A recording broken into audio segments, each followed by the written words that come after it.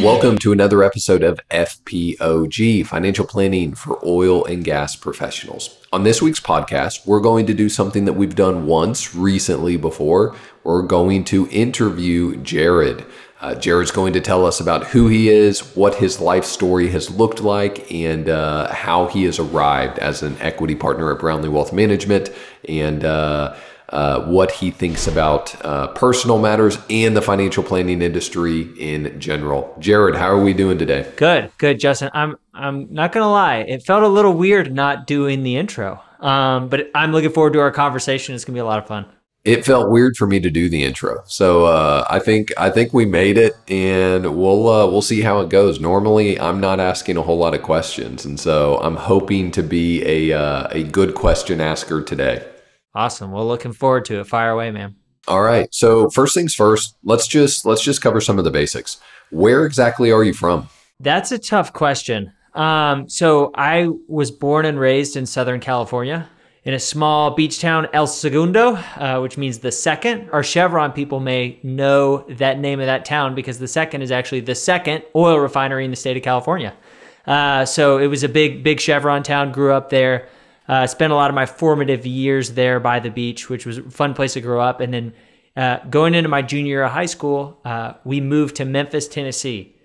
And so when people ask me where I'm from, it's been so long since I've lived in California, so I can't really say California. And my folks, live in Memphis, and I go back there, and that's where I finished up high school.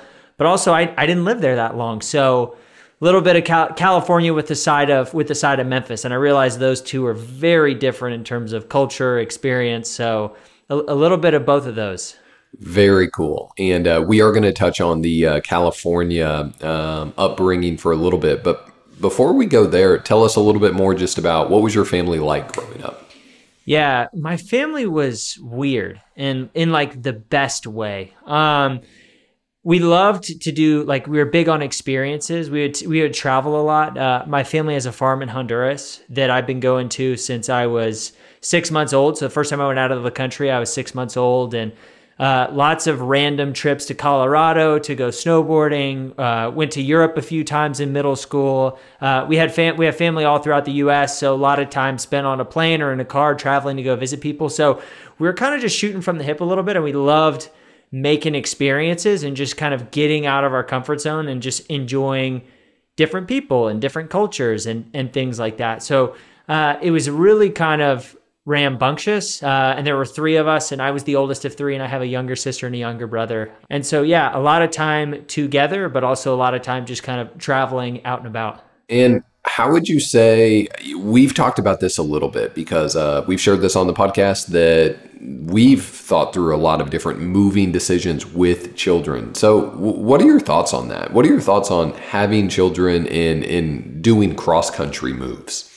I'm for it in the long term, right? And I'll tell you, if you knew me when think about plucking a kid from his high school and his friends in a beach near Southern California and sending him to a private school in Memphis, Tennessee. Talk about culture shock. I might as well have relocated, done like a foreign exchange program. It's just so different culturally, and it was so hard, but it was just so formative, right? You learn so much about how much people have in common, just how different people are, right? Like even within cultures, and it stretches you, right? And you learn to become comfortable with the uncomfortable. And, it was hard and it was really difficult. But as I look back on it, I just feel like it made me more globally minded and really kind of challenged a lot of notions I had about what I thought of people in the South, and I learned more about what people in the South thought about people on the West Coast and kind of the assumptions there, and just, how much more we have in common than we think. And just the importance of kind of having your bubble popped and having it stretch you and form you as a person. So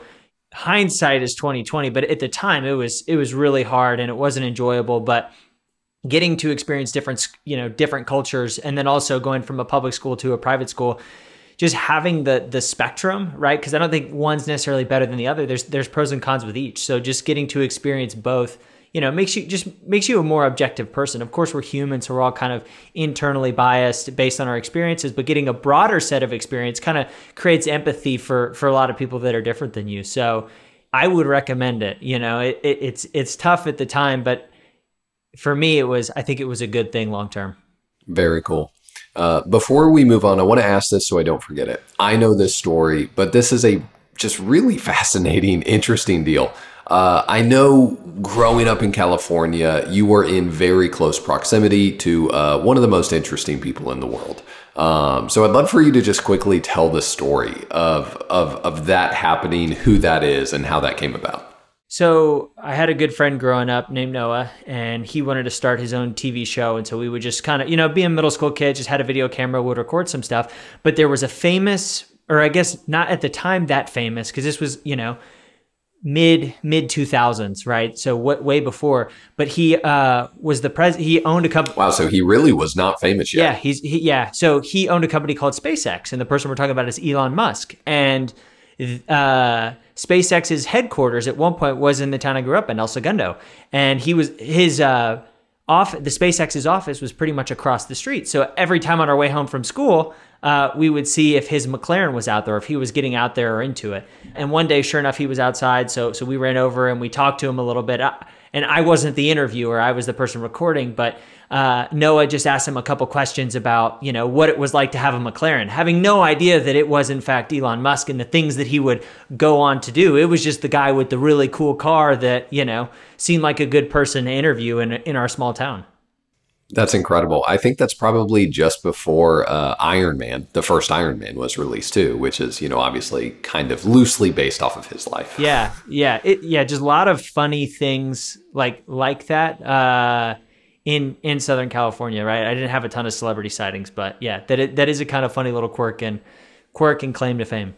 Yes, that funny quirk, as well as the Pete Carroll Southern California college football teams. Also pretty interesting. I guess touch on that for a little bit. Yeah, so I played Pop Warner football growing up, despite, my lanky physique. I loved football, played it a ton as a kid. Was always one of the smallest kids on the team. But my childhood best friend playing Pop Warner, my best friend on the football team, his dad was the linebacker coach at USC in like the golden years. Reggie Bush, Lendale White, Carson Palmer, Matt Leinart, just when it was an absolute dynasty. And so he was on that staff. So occasionally, I'd go to games regularly, but occasionally I'd get to go to the locker room. And, one of the things about this group of coaches was they all went on to be superstars. So on that roster of coaches was Steve Sarkisian, Ed Orgeron, Lane Kiffin, just a lot of first-class people that were all, at that time, smaller coaches. So, I've had dinner with all those guys.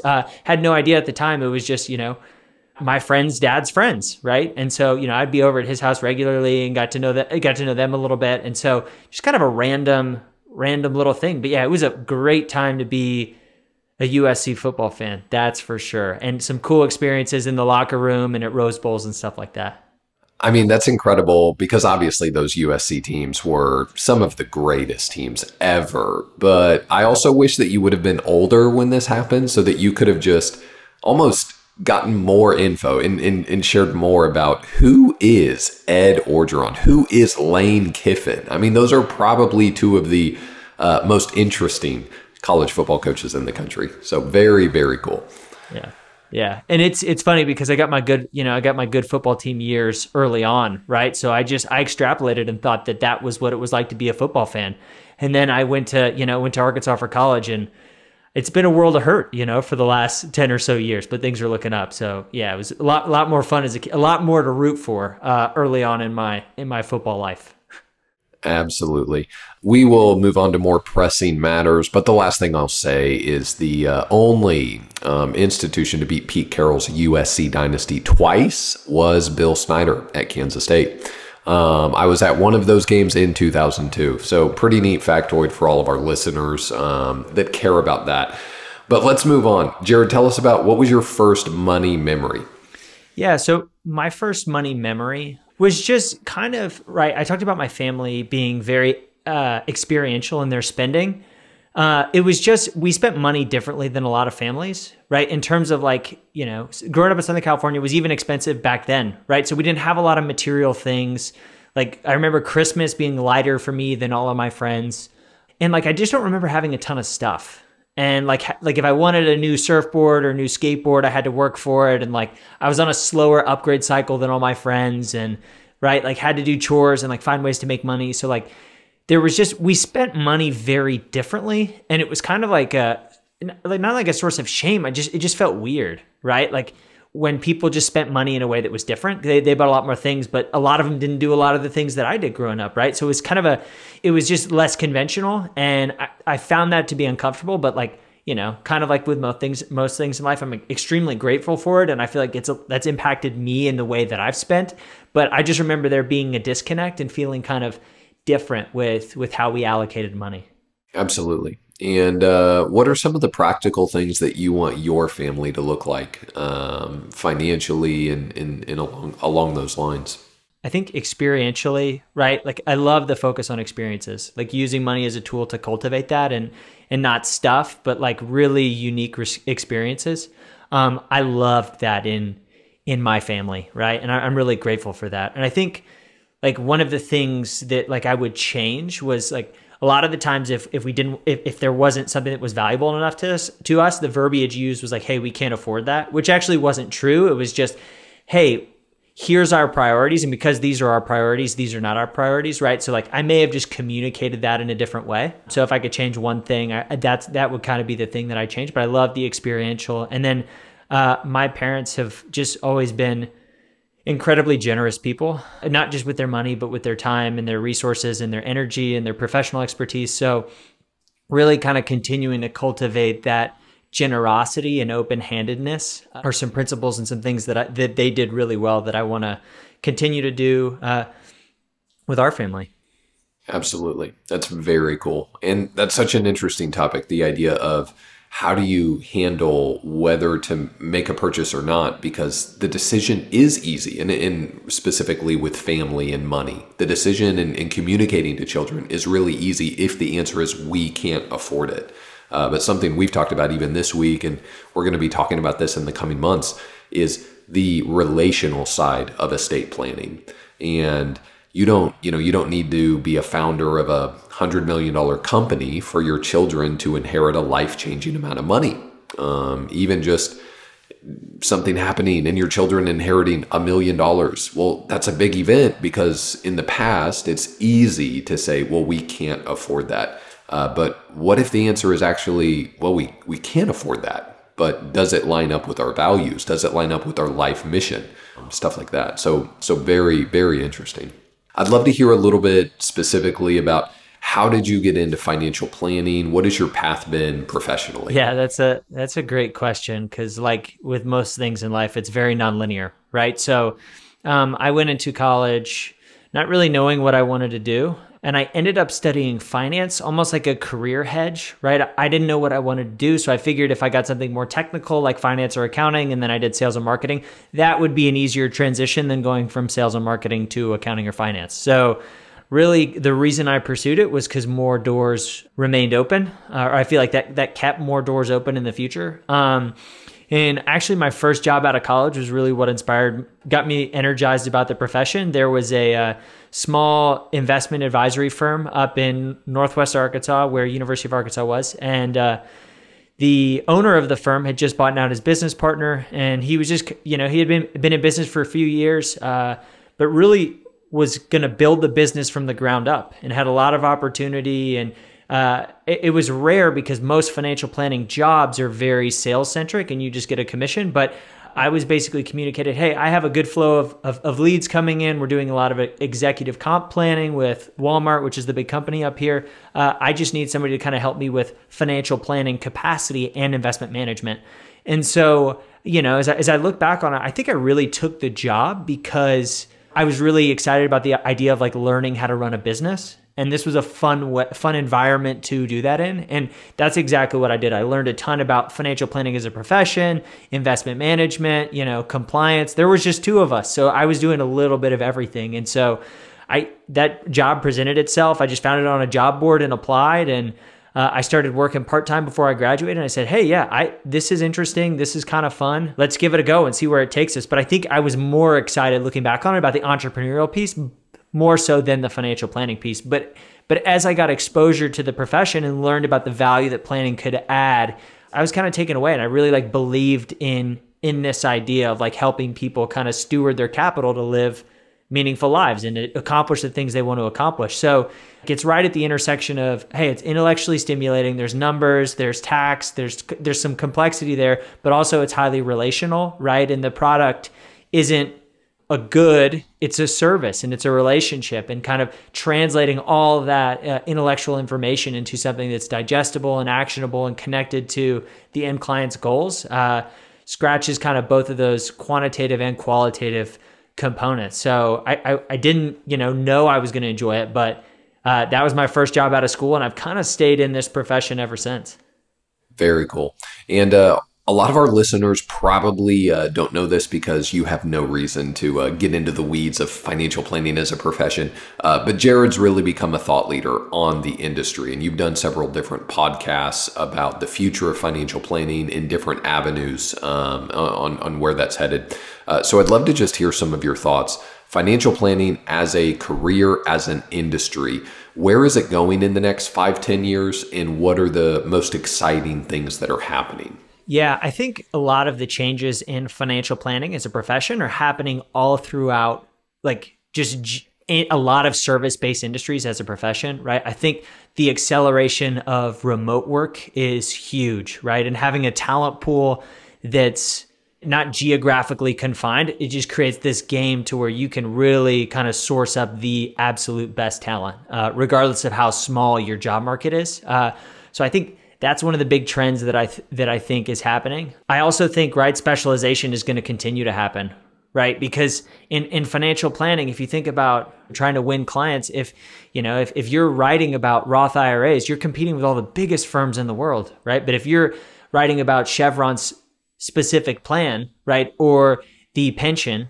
or this restructuring and merger of Anadarko and Oxy, change of control, right? Like those things, it's much less saturated real estate. So I think there's people that specialize and focus are really, really gonna do well. And I think, right, the profession's gonna continue to move to a place where you don't need to win business. There's kind of a business that creates the marketing and kind of creates the lead flow, and there's more of an emphasis on service versus sales production. So that's kind of something that we're in the early innings of, that I think it's going to work itself out. And the last thing I'll say that I think is really exciting is, I would say, fractional employment. So prior to, and I know Justin and I will talk about this, prior to me joining Brownlee Wealth Management, I was doing kind of part-time outsourced financial planning to a bunch of different advisors around the country.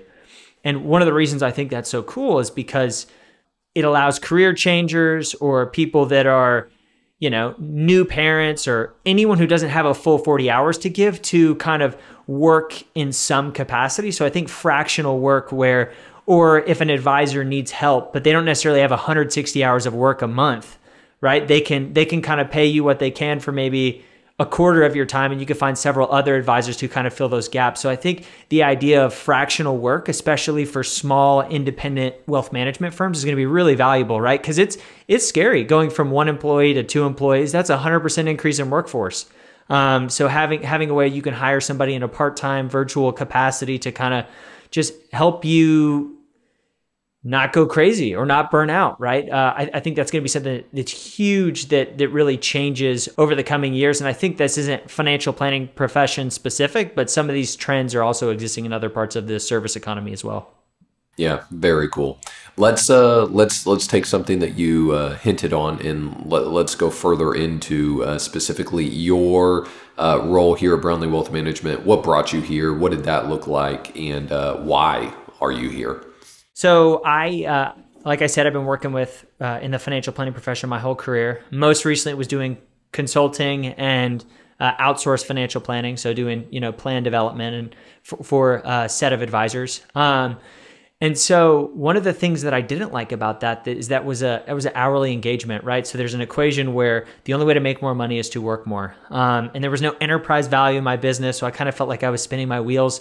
And then there was a disconnection problem. So if you think about what I did, I was building plans behind the scenes, which is kind of like being a chef, but never getting to see like the difference that your food is making in people's lives, or getting to see the enjoyment on their faces when they eat it. So I felt kind of disconnected from the work that I was doing. Like I knew the technical nuts and bolts of, hey, let's recommend this strategy and the client will be better off for doing things A, B, and C, but I wasn't connected to the client, just really to the advisor doing the work behind the scenes. So I didn't like that. And so I began to think of, okay, what do I want to do? And then the other thing that kind of happened at this point was I was working for, right before we started working together, probably half a dozen advisors all throughout the country, plus a few different firms prior to that.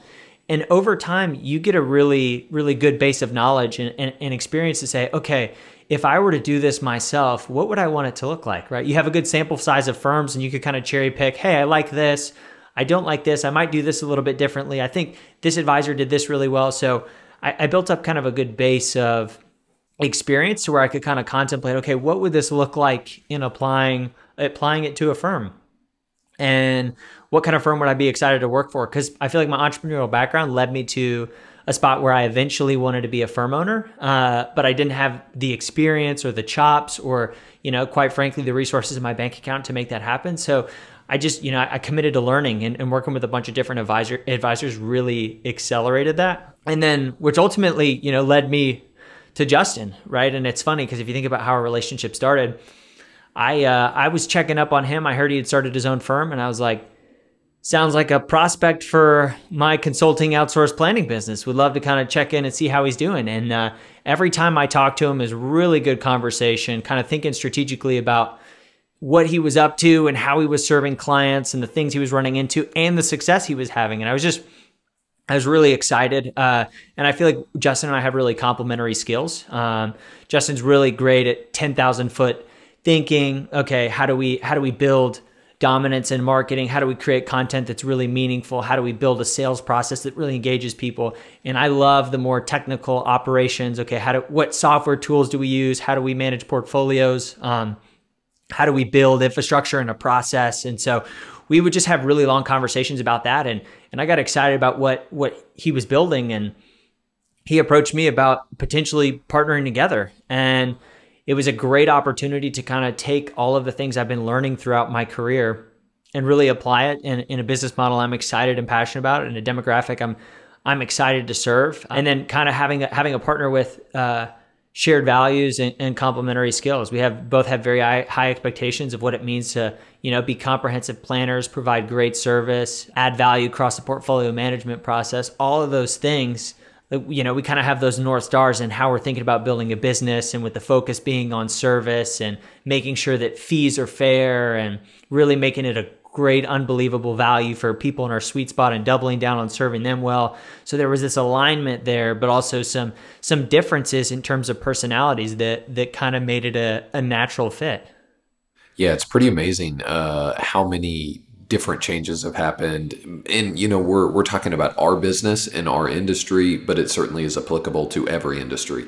Who could have imagined 5 years ago that and you may have mentioned this, but to make it a little bit more clear for our listeners, when we first started talking, Jared, you were living in Honduras, correct? Yeah, that's right. And that's something I glossed over. So that was a awesome experience. My wife and I were just kind of at interesting crossroads of both of our jobs. And we had always loved the idea of potentially going down to Honduras. That's a big part of our relationship story as well. That's where, sparks kind of flew for the first time. So we had always kind of daydreamed in the back of our mind doing that. And we got to a point in our lives where it's like, hey, we don't have a ton going on. If we have this itch, now is the time to scratch it. So we moved down to Honduras, and my wife was a teacher at an inner city school in St. Louis. So we had 3 months of runway, and I thought, hey, maybe I could provide outsourced planning services and kind of see where that goes. And so it was definitely an adventure, and we were there for 8 months, and COVID brought us back. But yeah, Justin, that's exactly right. We were living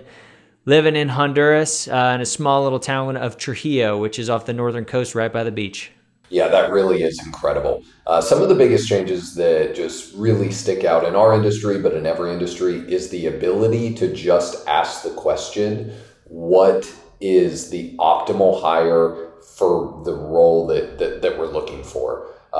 In the past, and I mean, when I started Brownlee Wealth Management, I thought that the filter I had to look through was they've got to be in Houston. And so the talent pool is restricted to Houston. But looking for a COO and someone who could run the business. You were in a position where you had a pivotal role with 10 different RIAs, 10 different investment firms.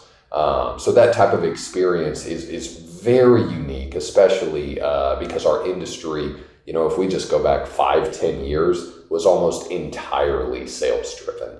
And so it really is amazing that location has been replaced by expertise, which I think everyone wins in that equation.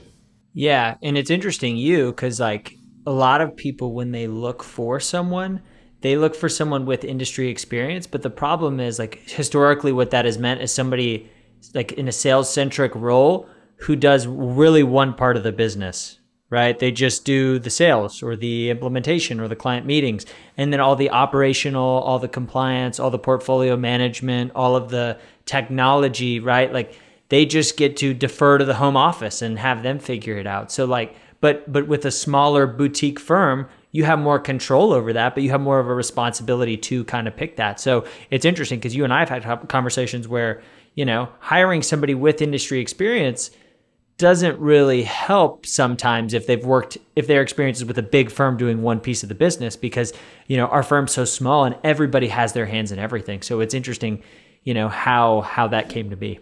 Absolutely. And as we get toward the end, I'd love to ask a couple more personal questions. When you think about where you want to be as a family 10, 20 years from now, what does that look like? To answer this for myself, it's kind of connected to my family. I think of like having margin, right? Success for me looks like having margin to give mental energy to causes I'm passionate about, to give time to my kids, to give resources to under-resourced people. I think of just having margin to do that, right? So that's one of the things I get really excited about. And, kind of carrying on with my family, the family I grew up in started, is just continuing to be experiential and just really open-handed with the things we've been given and the things we have to just kind of love on people and make the world a better place than we left it. So I love kind of creating experiences in a family culture to do that, and also just to kind of take care of yourself, right? Also not just give, but to receive. And there's nothing wrong with that, and like self-care. And I think a lot of people, just push each other, push themselves so hard to the point where they're just exhausted and there's no life to be had, and they're just kind of at their wits' end. And that's not something I want for our family. I want us to be a family that's really good at being outward and engaging, but also that we're really full and we're filled up and we're taking care of ourselves and loving on one another. So yeah, those are kind of some of the things that I want to be true of us. But I really love going back to that word of margin. And you only have margin if your cup is full, right? And you're taking care of yourself and loving well. Yeah, that's incredible.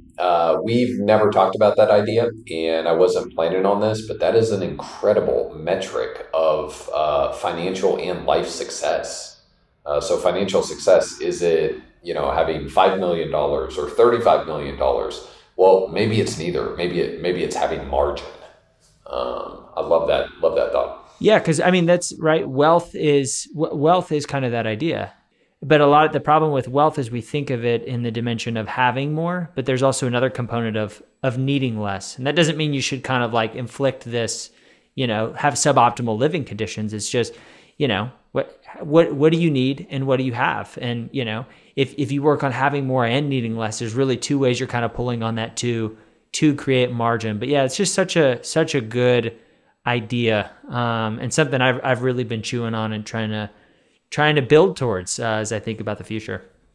Absolutely. I love that. Let's see. Last question. What is one idea, quote, principle that's speaking to you right now, and how do you want it to impact your life?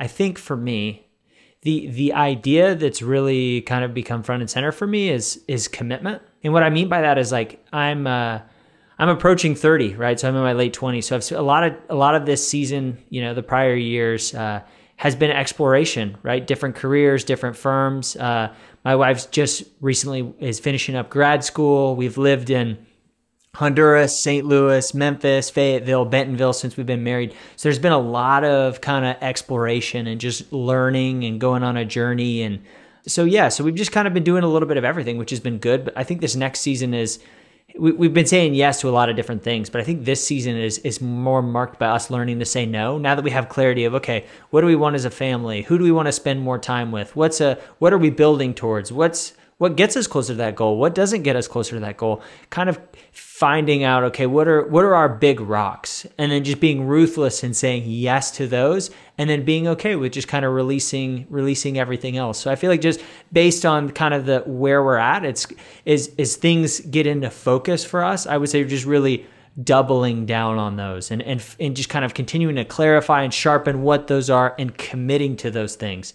And then being okay with just saying no to everything else that isn't that, right? Because you can't be all things to all people. And I think, a lot of people, it's good advice early in your career to say yes a lot, right? Just to learn and to figure it out, because you're just kind of, you're bumping through things, kind of getting clear of what you want out of life and what you want your professional life to look like. But as we kind of begin to round this corner here, I think commitment is really something that Aaron and I want to focus on, and that, we're going to kind of, it's going to be a big rock for us going forward. And I think, what does that look like, right? I think kind of margin, right? Getting back to this idea, the only way that you can have margin is by really taking inventory, right? If you're trying to be all things to all people and just do a little bit of everything, you won't do anything well. Your cup will be empty because you're spread too thin, and you don't really have clarity as to what it is you're working towards. So I think it's kind of reverse engineering. Okay, margin's the thing I want. Okay, really distilling down, okay, what are our family values? How do I get there? And how do I commit to those things and release everything that isn't that is that's the roadmap, I think. That's incredible. I love that answer. And yeah, interesting even as a firm, how much that's happened with us over the past several months and years. I think we've gotten even more focused, even more committed on a very narrow group of people in the hopes of being the absolute best firm in the world for them. Really hard to be the best firm in the world for a billion people, but you can take a very specific group, a very specific niche, get committed, and be the best in the world for them. That's right. And you're not saying, like, I hate the framing of like, hey, just say no to everything. No. You're really just saying yes to a bigger thing.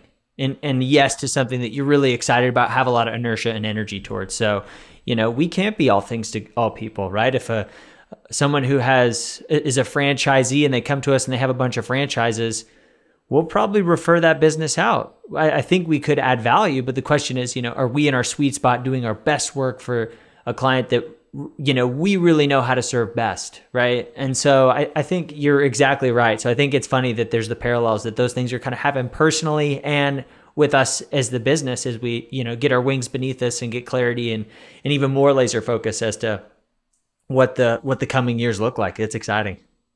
Absolutely. One final bonus question.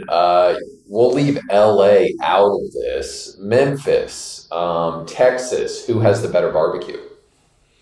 Oh man, I'm biased. I don't think, and I'm surprised you didn't even put KC in there, because I got a lot of respect for KC. Well, I picked yours since obviously you're an equity owner in a business headquartered in Texas and you've lived in Memphis. Yeah.